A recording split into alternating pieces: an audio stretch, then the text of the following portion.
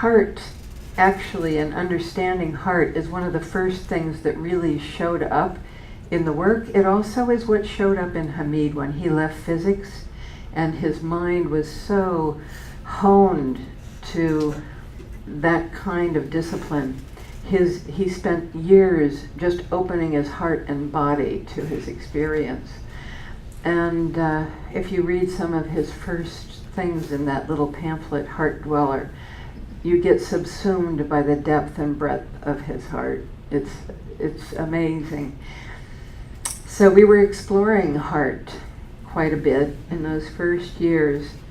And I'm going to read a little passage that shows a little bit of how some of that ripening came about.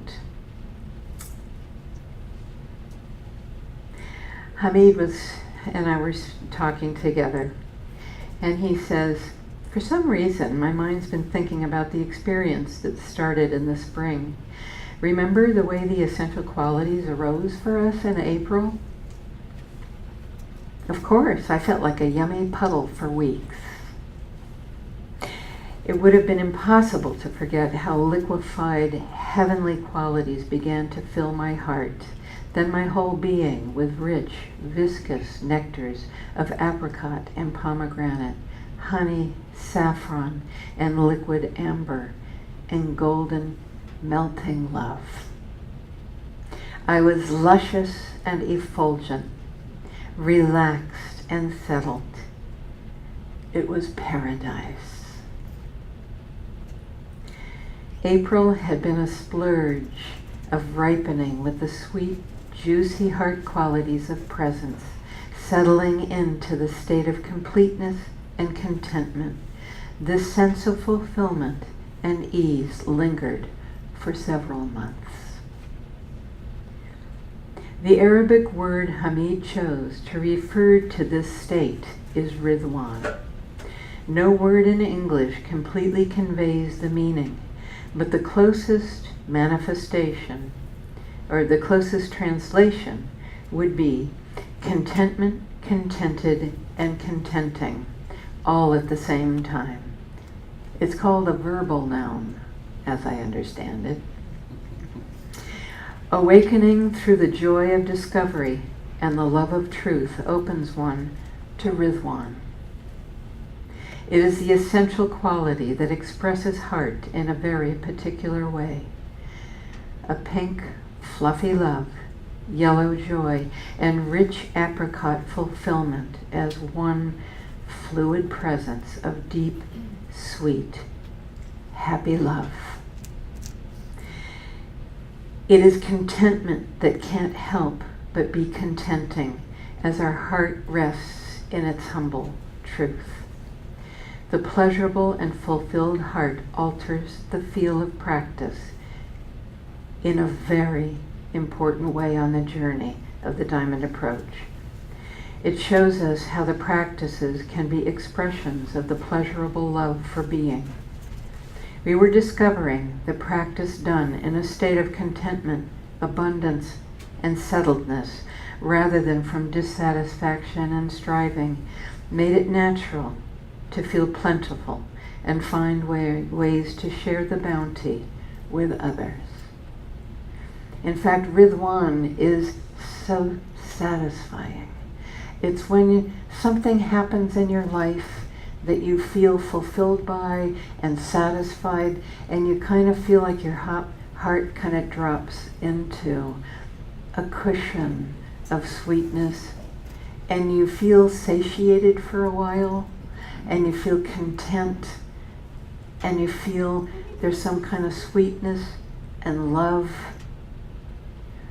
When we get in touch with something real, authentic, and true, that brings a little droplet of that feeling of settled, relaxed. It's like the heart is an organ of perception that when we are in touch with something real, it relaxes. It knows what it loves.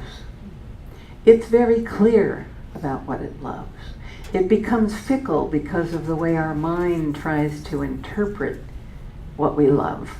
And it creates the laundry list, and he has to look like this, and he has to have a 6-figure job, and we need to live in this kind of house, and then my heart will settle. You get all that stuff, and you go, no, it's not enough. I'm not satisfied, right? Ridhwan is when you actually recognize that satisfaction, that fulfillment, that love, and the joy. And it's a beautiful color. It's a pinky, yellowy, orangey kind of color. Golden, flowing, beautiful, luminous. And it's a presence, meaning it's palpable. It's beyond mind, not because you can't describe it with words. It's beyond mind because you never could imagine anything of this richness, this beauty, this luminous, wondrous substance of consciousness that knows itself and that the heart recognizes as so fulfilling, like the essence of fulfillment, like you're a ripe golden apricot with that pinky, glowy skin. And that is the contented heart.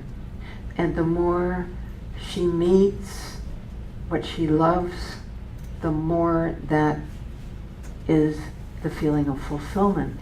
But not only that, one of the beautiful things about Ridhwan is that when that state is present, it also shows how our nature is not just something for ourselves, that when we are in touch, we cannot help but overflow and ooze that satisfaction to others.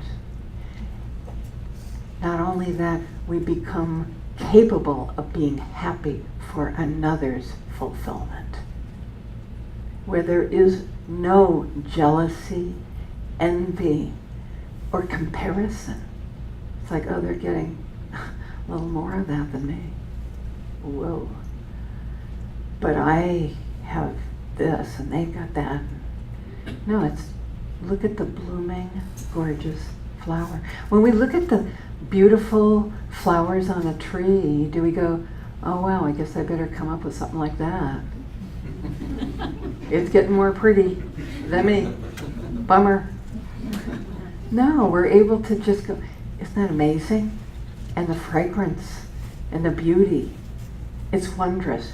Ridhwan gives us that capacity to fully enjoy another's fulfillment. Also, without feeling deficient, we're satisfied. I have what I need. Not only that, I am what I need. So that is why we call our school Ridhwan. It is a seat where we can come in. It's a come as you are party. You come in as you are and you just find out more about what you are. And you're not supposed to be like anybody else. That's one of the beautiful things about this journey. Everybody is a flower on that tree, but the cool thing about this true nature tree, every single flower looks different, acts different, feels different, has different realization, and there's no realization you're supposed to get to.